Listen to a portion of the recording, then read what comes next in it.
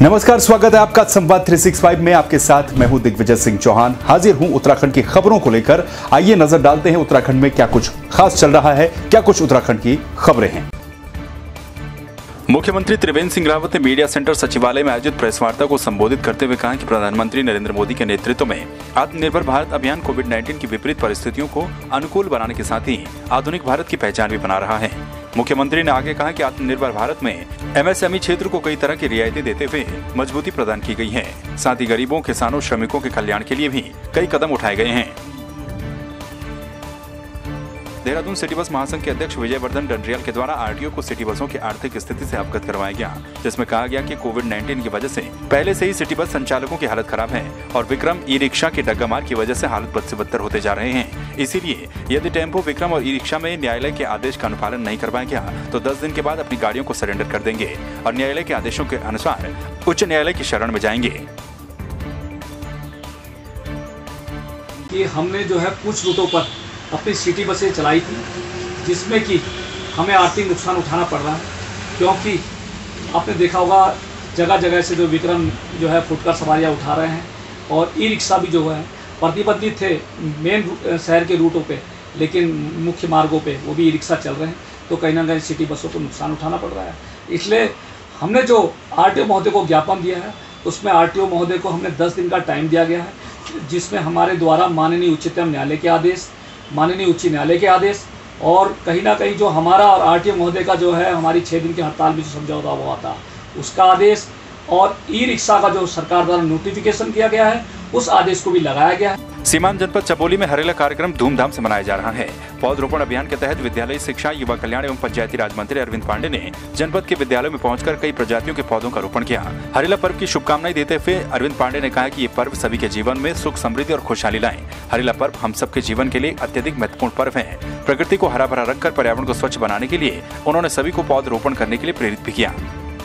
उत्तराखंड का जो हरेला त्यौहार है, मैं उसकी शुभकामना देता हूँ, बधाई देता हूँ और प्रत्येक व्यक्ति से यह निवेदन करना चाहता हूँ कि प्रकृति के निकट रहने से व्यक्ति का स्वास्थ्य भी अच्छा होता है, लंबी आयु मिलती है। यह लॉकडाउन के दौरान हम लोगों ने देखा है कि प्रकृति जितनी स्वस्थ हुई, धुआं धक्कड़ उड़ना बंद हुआ, तो जब वायुमंडल स्वस्थ हुआ, साफ हुआ, तो व्यक्ति का जीवन भी उतना ही अच्छा हुआ, स्वस्थ हुआ। तो मैं आम लोगों से निवेदन करना चाहता हूँ कि सब लोग अपने जीवन में जब भी कोई भगवान सुखद समय दे तो उसके यादगार के लिए वृक्ष लगाएं, पौधा लगाएं। इससे निमित्त मैं आप लोगों से निवेदन करता हूं। टिहरी जिले के जौनपुर ब्लॉक की ग्राम पंचायत लामकंडी के ग्रामीण अपनी जान हथेली में रखकर नदी पार करने को मजबूर हैं। यहाँ पर साल 2014 में आई आपदा में सौंग नदी पर बने 3 पुल क्षतिग्रस्त हो गए थे, जो कि अभी तक नहीं बनाए गए हैं। ग्रामीणों का कहना है कि पुल निर्माण को लेकर कई बार प्रशासन से बातचीत की गई, लेकिन अभी तक कोई कार्रवाई नहीं हुई और बरसात के समय में नदी का जलस्तर काफी ज्यादा बढ़ जाता है, जिससे परेशानियां होती हैं। दिक्कत हो रही है सर। देखो 2014 की आपदा में बह गया था पुल, आज 6-7 साल हो गए कम से कम। इधर जो परिवार रहते हैं सामने बरसात शुरू होने वाली है, देखो बहुत मुश्किल से लोग आर पार करते हैं। अभी तो पानी बहुत कम है, बरसात में पूरा नदी भर जाएगी, पूरी आफत आ जाती है लोगों को, परिवारों को आर पार करने में। कई मवेशी भग भी गए, कई जानवर बह जाते हैं, लोगों को आने जाने में बड़ी दिक्कतें होती हैं। जिससे 2014 में उस आपदा से क्षतिग्रस्त हो गया था। तो इस पुल से हमारा इतना है कि सारी जितनी भी हमारी कृषि भूमि है सब इस पुल से ही लगा हुआ है हमारा। इससे बल्कि 1-2 गाँव और भी जुड़ते हैं, ठीक है। वहाँ का आवागमन भी इसी पुल से होता था।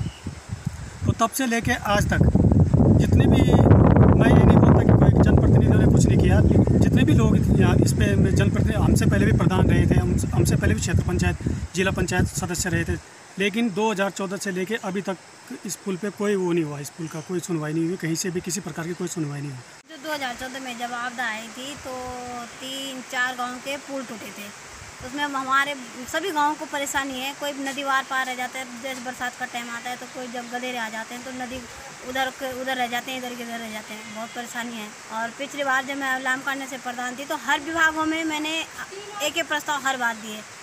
जंगलात विभाग में मैंने दिए, डीएम साहब को मैंने दिए, मुख्यमंत्री जी के पास मैं गई थी इन प्रस्तावों को लेके, लेकिन तब भी जो है हमारी सुनवाई कुछ नहीं हुई। क्योंकि सतपुली राष्ट्रीय राजमार्ग 534 कोटद्वार पौड़ी पर जगह जगह कई गड्ढे हैं, जिसकी वजह से कभी भी कोई हादसा हो सकता है।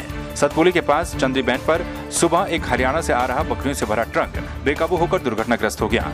इस ट्रक में 130 बकरियों को लाया जा रहा था। हादसे की वजह से 15 बकरियों की मौके पर ही मौत हो गई। वहीं ट्रक चालक और हेल्पर को मामूली चोटें आई हैं। तो आपने देखा उत्तराखंड में क्या कुछ खास चल रहा है, क्या कुछ उत्तराखंड की खबरें रही। एक बार फिर से आपके सामने हाजिर होंगे उत्तराखंड की कुछ और खबरों के साथ। तब तक के लिए आप बने रहिए संवाद 365 के साथ। नमस्कार।